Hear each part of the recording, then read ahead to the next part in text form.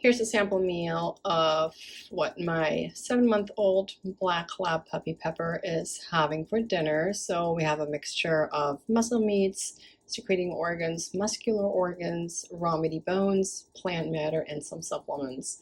So, excuse my voice, I'm a little bit under the weather. So we have, for muscle meat, the chicken breast right here. For muscular organs, we have rabbit lung and rabbit heart right here. For secreting organs, we have rabbit kidney with the fat still attached, which is great for energy, and the liver, rabbit liver. And then we have duck feet for the raw meaty bone portion, and then the pureed plant matter right here, which is a mix of soaked dehydrated red beets mixed with, or I let them soak in bone broth that I made myself, and then added in some lettuce and pureed everything. And then the only thing that's left is, let's see, kelp right here, so kelp powder. And then I ran out of fish. Believe it or not, usually I prefer feeding whole fish, but I don't have any. But I did have left is hemp oil, so I added in a little over 2 teaspoons of hemp oil for her.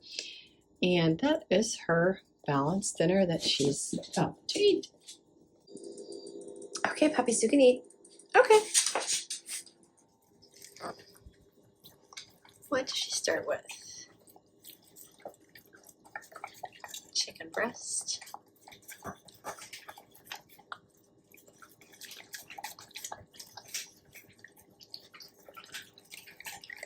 Wally has the same, by the way, just obviously way less since he's an adult and she is a growing puppy.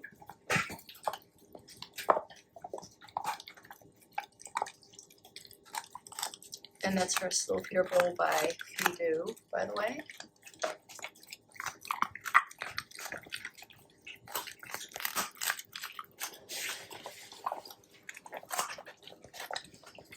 And now she's munching away on the duck feet.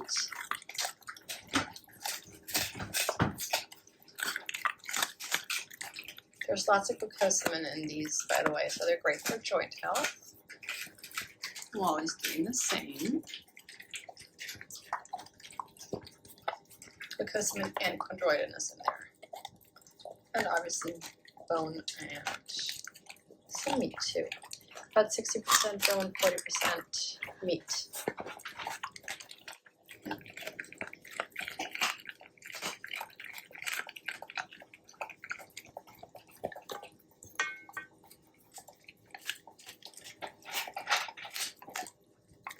These are great starter bones, raw meaty bones, by the way.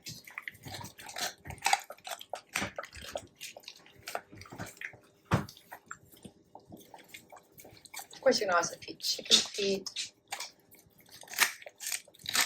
but if you suspect that your dog has an allergy towards chicken protein, duck feet are a great alternative. Plus, they're a cooling protein, and chicken is a warming one, so there's that.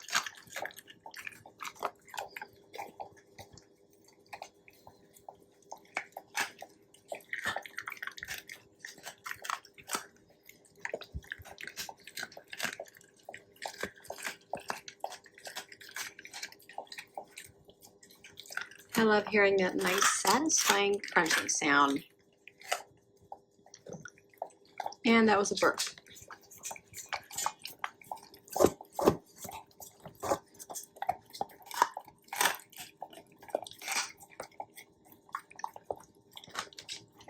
Good girl, Pepper.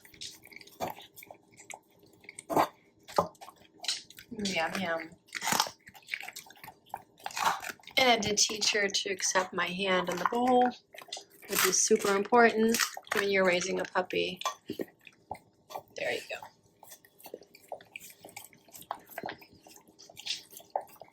go. Dr. Tom Lonsdale always says the hand that feeds is the hand that takes away. So you should be able to take the food away from your dog. With Wally here in the back, I didn't adopt him, adopted him when he was like a year and a half old. So it took a while to get him used to that concept, especially when I started feeding him whole prey rabbits. But he's come around to accepting it. But yeah, so when you're raising a puppy, definitely make sure you stick your hand into the bowl. Doesn't matter if you're feeding raw dog food, canned, or kibble. They do have to accept your hand in the bowl. Definitely want to avoid any problematic guarding behavior around perceived items of high value. So, was that good? Yeah? Good.